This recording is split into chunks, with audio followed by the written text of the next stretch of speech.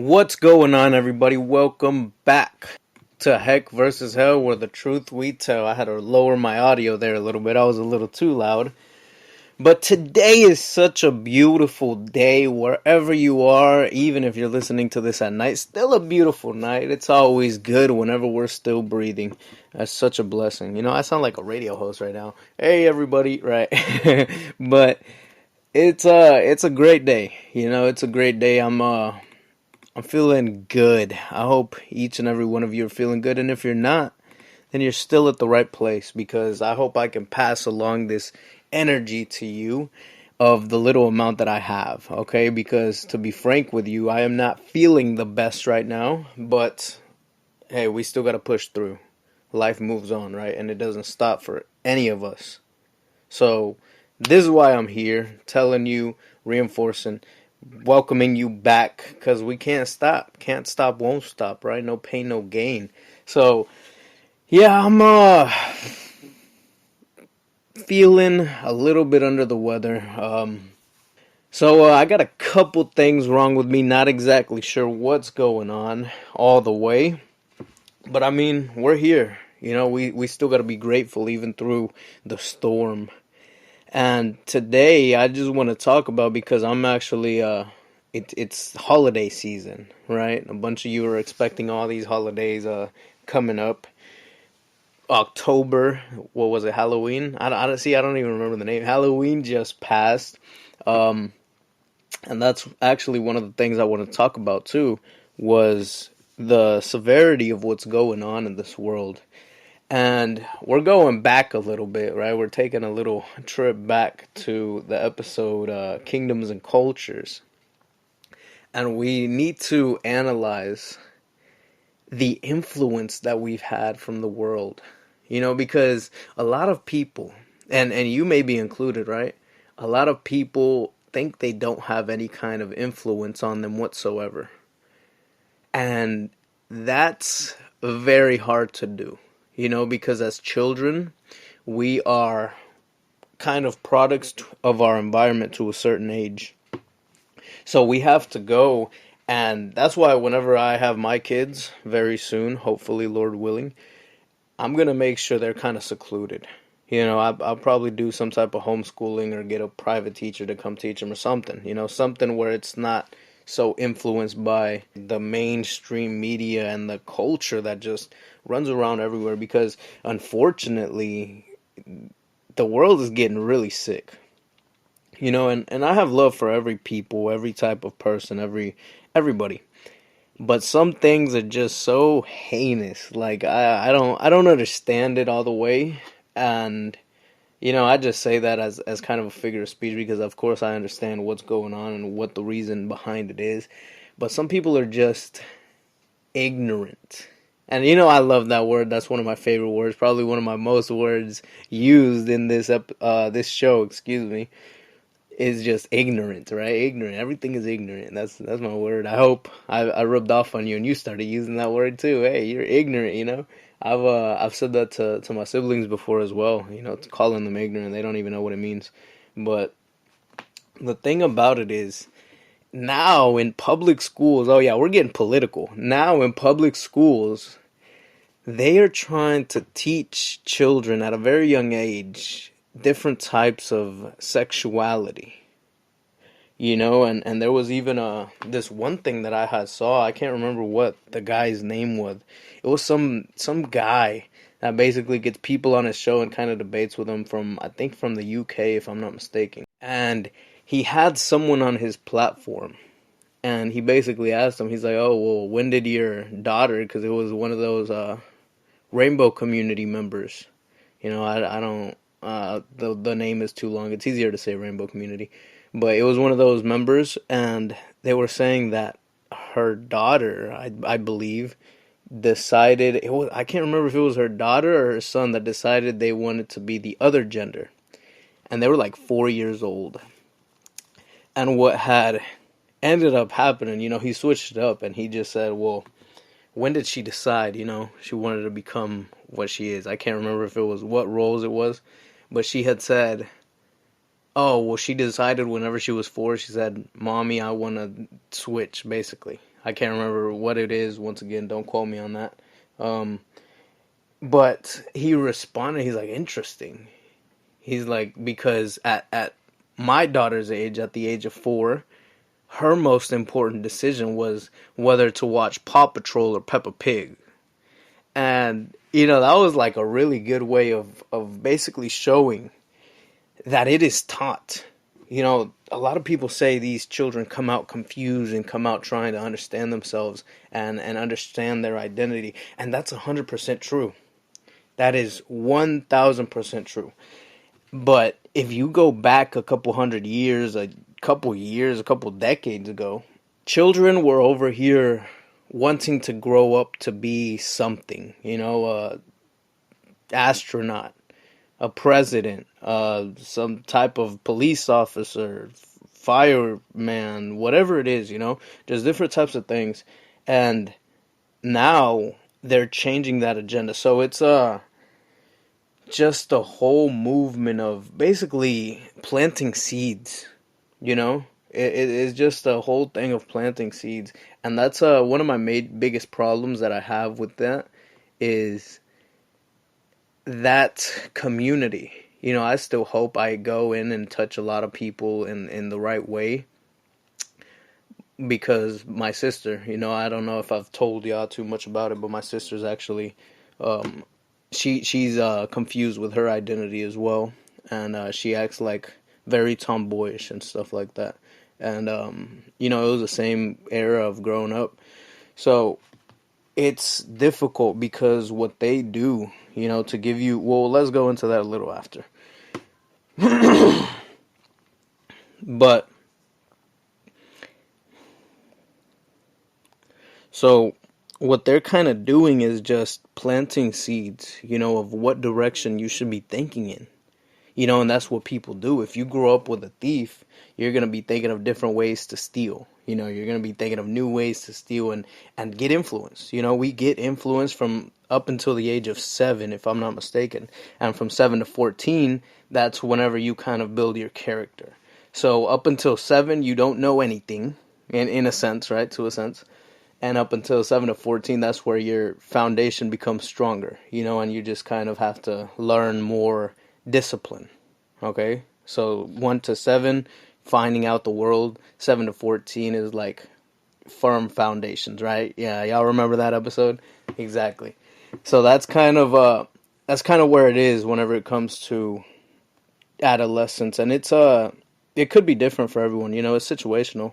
But even now, in different communities, and some communities that I grew up in, the objective of a woman or a female was to get pregnant by a certain age. That was like a goal in my culture, at least the way people I surrounded myself with, because I kind of was born into that family.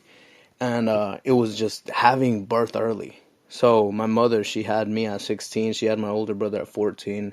My sister, she had her baby at like 14 as well, I think. And just all of them under even the legal limit to have sexual activities. And that was kind of the culture that we grew up in, and they were very much influenced as well. So it doesn't matter what culture, what religion, what ethnicity, what you want to claim or rep, you have some type of influence. And the Western influence is one of the biggest impacts in the world, really, because they just made it so coveted, and if you really look back at it and start looking back at, let's say, for example, the Roman Empire, you realize that a lot of their practices are still here today in America.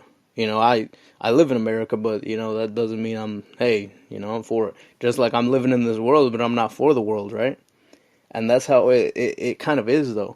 Is they have such a culture to where they want you to covet. I don't know where that one phrase came from. It's greener on the other side or something like that. That is not the case. It's almost never the case.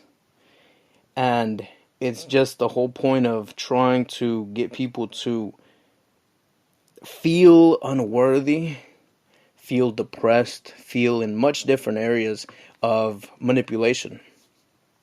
So it's all about controlling, right? So that's what the objective is. Even in the Roman Empire, they were trying to control. Once there was a problem, what they would do, rather than trying to address it, they would distract the public. Okay, and how they would do that was they would have the Colosseum with gladiators and versus lions, all these type of things. They're doing the same thing right now. It makes them a lot of money, but it's also distracting from bigger issues. It's distracting from bigger problems. Right now we're on the brink of World War III, and there's still new sports and awesome events coming out and all this and that, and they make a lot of money, so they're not going to stop. They may not even know what they're doing to an extent. Like even Dana White. I love the UFC. I loved it. I watched it a long time ago.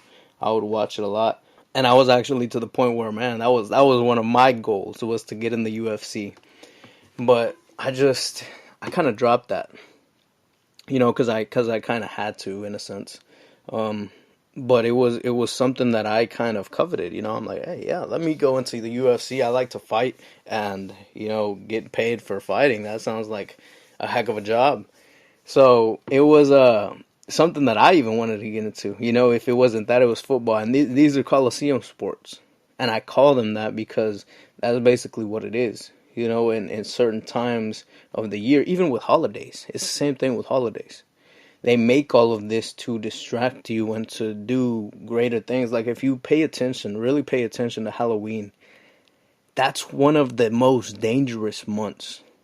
Like if you go to a party on Halloween, I think recently too, I saw an article where basically a lot of people were wounded and killed at a Halloween party, and it wasn't even the day of. And if you look up John Ramirez, he used to be a warlock, and he converted to basically serving the kingdom of God. And he would talk about all this stuff about how he would go, and that was like the best year for them. How he would go and astral project and just go on hovering, flying over cities with his soul, and just basically putting spells and curses on people, just harming people in so many ways. And that type of commitment is crazy. He was a warlock for Satan, and he would just work with them directly.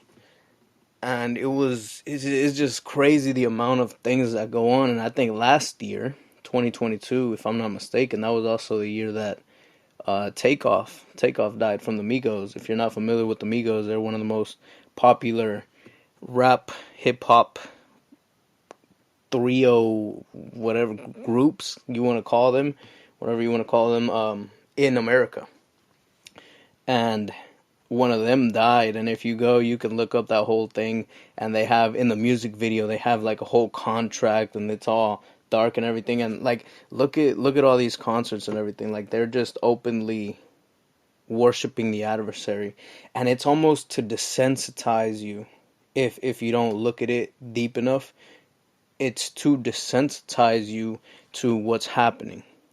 Because they've done so much things with it. And recently too, I had forgot all about this. But what had happened, I want to say in 2020, 2021, I can't remember when it was. One of those years, maybe 2019 even. One of those years, I remember Dubai went, and it was all over social media, but Dubai went, and they were looking for scientists to basically find a way to produce rain, because it was a dry country over there and stuff like that.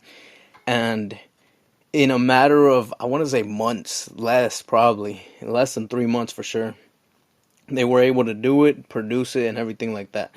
And they were offering like a couple $1,000,000 or something. I can't remember how much they were offering. But if you really look at it, somehow, for some reason, that's not there anymore. I tried looking it up the other day. None of that happened. That whole Dubai incident where they were looking for someone to create that, it didn't happen. According to, the lack of, maybe it was just my lack of research, but it like wasn't there. And it's kind of the same way, as they kind of understand the power of influence. They understand how to say subtle things or put subtle things in to desensitize people. And that was one of the things. For a while, there was always these conspiracy theories like, oh, the government controls the weather, oh, this and that. Like, it's kind of coincidental how they went and did that and then made it disappear. They're like, oh, somebody got it. They claimed that couple $1 million or whatever. And that's been going on for a while. So that was just blown over like nothing. So they're slowly showing their agenda. And they always do that, especially in the music industry too. If you look at it, they try to play that type of stuff off as a joke. And I think that was one of the first episodes as well that went up from Heck versus Hell about how humor, and there's different types of ways to just kind of put it out there and not be all the way serious, but it like plants a seed and it desensitizes you. It makes your guards not be up all the way. It makes you think, he might not be serious. And once they're like, oh, it's serious. Well, you're still already to that point where it's like, well, he said it, so we could have expected that, or however it is that you think, right? But it's a way of desensitizing your emotions and your guard. It's almost like planting that seed slips behind the walls of your gate, okay, and then it goes in and it unlocks the door and it opens the door and boom, that's where they come in. They're like, okay, we're actually here, so that's kind of how they do it. And in a sense, it's almost to control the emotion and the uprising and the outrage and all this type of stuff. Like, they do it so strategically, yet they play dumb. And that's the beauty of it, is like they're really good at manipulation. And that's not even a compliment. That's actually horrible. But it's something that really needs to be looked at, is the way that they do these type of things. And now recently they've been over here talking about all these UFO sightings. In the last, 5 years, the government's actually over here saying, hey, we're releasing these type of footage and everything. When for a long time they were just like, nah, that's a hoax. They were playing everything off the same way. They're like, hey, when we're ready, we're going to tell you what's really going on. So that's why for the better part of my life, I want to say just about my whole life, I've never really trusted the government to that extent, and hopefully if you're hearing this and somehow something happens, hey, you know who it was. But that's kind of how it is, that's desensitization to what truth is. So they try to cover things up, and even when someone's lying, I've seen this happen before too in relationships. When someone's cheating, let's say for example, and they go and they're just slowly dropping all these cheating jokes, like, oh my, that's why I cheated on you, or this, like little things like, oh, I'm gonna go and I was doing this, and you ask your partner, where were you? Oh, I was out there, cheating on you, or something. Like, you're like, haha, come on, where were you really? And they kind of drop those hints. Like, so the reaction when it's uncovered won't be as severe. You see what I'm saying? So it's very strategic, and even people that manipulate, they might not understand it all the way, but they do it. So it's a pattern. A lot of people have the same understanding, the same mindset of how we go about planting seeds. That's some of the most powerful thing you can do, is plant a seed.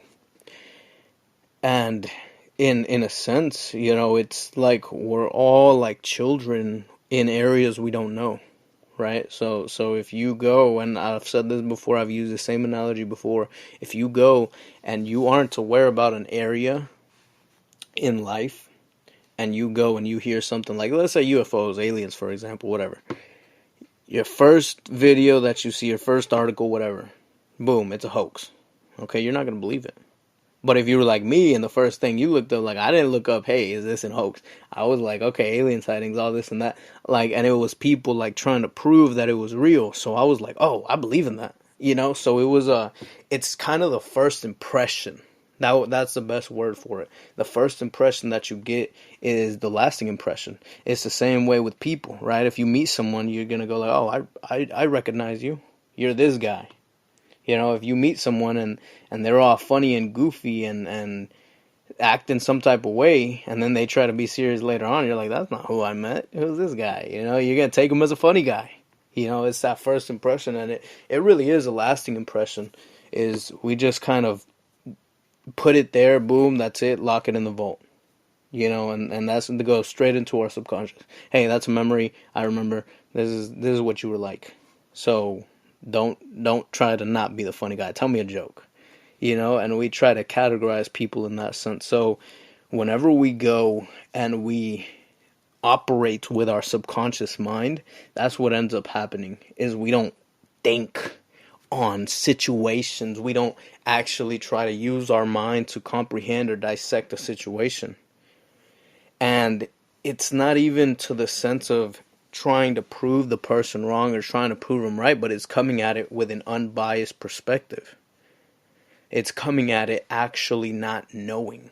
You can't take a little piece of information and say, I know the truth, so this is the truth, let me prove it.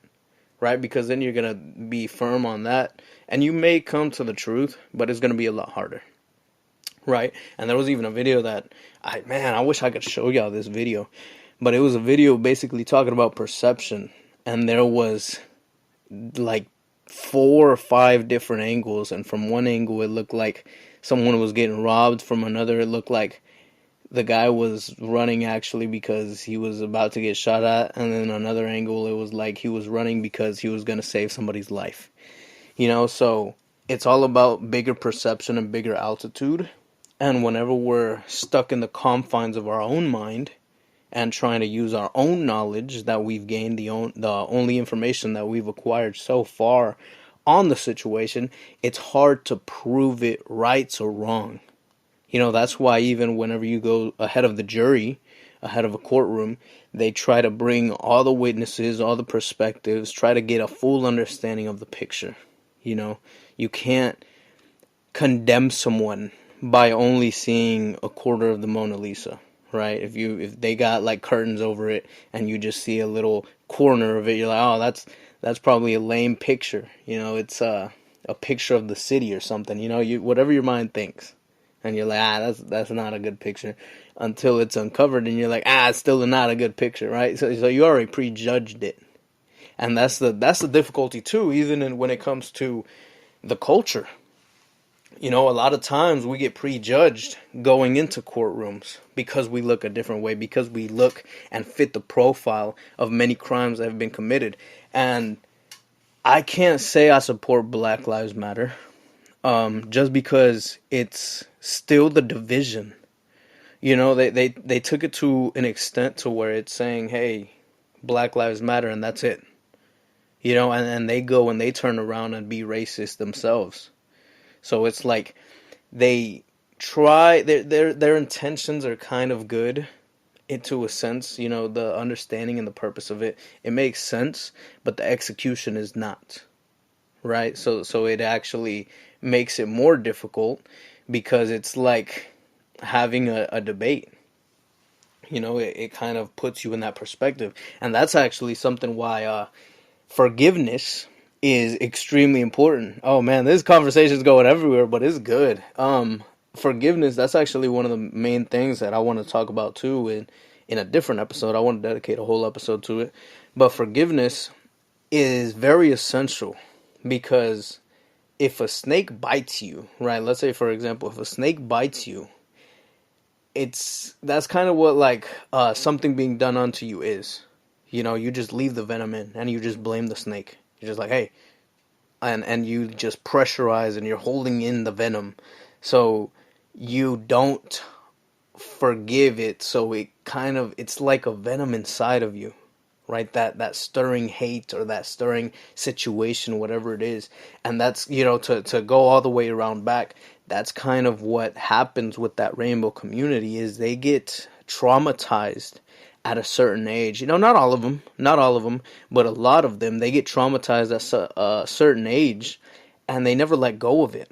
That's why you see them always going and getting triggered, getting to a certain point where they're just yelling and being so aggressive, because you touch something that their survival instincts had to kick in on in a previous time.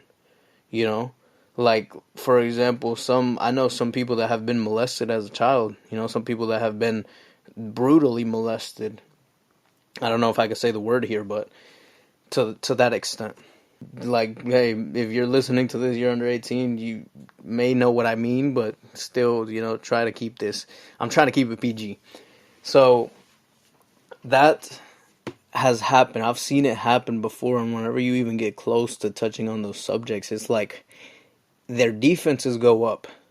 And it's like a hurt dog, and that's not to demean or demoralize a person, but that's kind of what the situation is whenever you go and you see a stray dog that's just over there in the corner shaking and shivering, once you get close to it, it's probably going to attack you. Like 9 times out of 10, that's kind of how it happens, because they've been hurt. Their previous owner either beat them or abused them or left them out to die or something, and they've been hurt. It's the same way. They still got to earn that trust back. So, looking at animals too, I'm gonna tell y'all right now. Looking at animals and analyzing how animals operate, especially dogs, you can see a lot of reflection in how humans operate too. And I say dogs because I love dogs. I'm a huge dog person, and they're just super pure. They're so loyal, so pure, so ecstatic even just to see you. Even if you've been gone for an hour, they're over here jumping around like they haven't seen you in forever. Like they're just amazing animals. And that's kind of how we should be. It's just so ecstatic, so positive, so optimistic, so looking good on life and stuff like that. Like that's how we should be as humans. That's why I love looking at dogs, because it's like they see the world with such a beautiful lens. Black and gray maybe, but such a beautiful lens. And it's just amazing, and being able to study any type of psychological activity, any type of physiological activity as well, how someone acts, but the intention and meaning behind why people act the way they do, it'll give you a deeper insight to understand people, because that's another thing that I don't like either, because it's like once you're standing on a side, it creates division. And of course, you're either with me or against me. You either gather or you scatter. But whenever it's like things like Black Lives Matter, they're both in the wrong, so you can't really stand to them. If they're if they're against it, that's something else, because there are people that just go and do heinous things, those police officers that have gone and done things, out of their abuse of authority. But it's the same way, like the hurt, like just like we were talking about, it's that pain that surfaces because we can't let go, we can't forgive. It's a venom. It taints our heart in a bad way. Like every piece of thing that you hold on to, it taints your heart, the purity of your heart. And the way I really see it is like everything you hold on to, every trauma that you've ever had, it's like a, a piece of garment going over the light inside of you until you have so much trauma, so much things you haven't let go of built up to where you're just walking in darkness. That's the way I look at it, because it's truth. Because if you're not lighting up the world, you're not helping it at all. So in that aspect, yeah, I'm 100% light. I'm 100% for the light. I used to dwell in dark places, and that's something that y'all gonna get to read very soon. Yar, I talk so I'll talk so ghetto sometimes, but I mean that's how y'all gonna get to see. I said it again. That's what you all are going to get to read, is a piece of my life, of that darkness that I was living in. Well, if you want to, you don't have to. But I just wanted to make that quick message, just leave it to y'all to think. Like, think of the influence of what you do, and think of your intentions behind it. Because people so blindlessly and aimlessly do Halloween, and they don't even know what it is they're doing it for or why they're doing it. It's just, hey, let's dress up and go get candies, when it's a very dangerous holiday. There's so many kids that go missing on that day. There's so many people that get unfortunately killed on that day as well. It's just so dangerous. So like, analyze everything. And I think that just might be what the episode is called, Analyze Everything. Because we're just so blindlessly walking through the world and not even realizing the customs and practices that we are practicing, to the point where we're just blindlessly walking down the wide road to death. And that's a warning sign. That's a warning to tell you, hey, there might not be something that you're not doing right.